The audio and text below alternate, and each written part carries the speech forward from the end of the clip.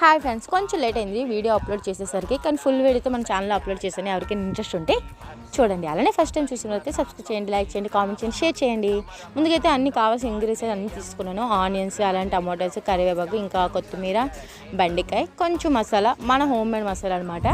ధనియాలు, జీలకర్ర చిన్నది వేసి వేలినట్టు, మెంతులు, అల్లం, వెల్లుల్లి, దాల్చిన చెక్క, లవంగాలు, ఒక్క యాలక్, అలానే చిన్న గసగసాలు ఉంటాయి కదా అవి, బిర్యానీ ఆకు, ఇదంతా పేస్ట్ చేసుకొని ఆ పాత్ర చూసారా మట్టి పాత్ర, ఇదే ఫస్ట్ టైం మట్టి పాత్రలో వండడం.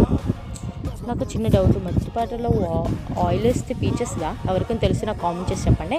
ఇంకైతే మంచిగా పేస్ట్ అంతా వేగిన తర్వాత ఆనియన్స్, అలాగే టమాటా, ఒక్క పచ్చిమిర్చి వేసుకొని, అయితే 2 వేసుకుంటే సరిపోతుంది.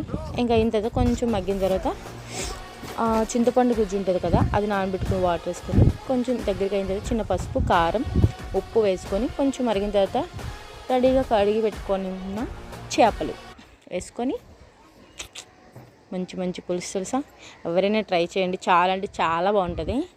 ఈసారి పచ్చి పులుసు అయితే మన మట్టి కళాయిలోనే ట్రై చేద్దాం. ఫైనల్గా అయితే కొత్తిమీర వేసుకొని దించేసుకోవడమే.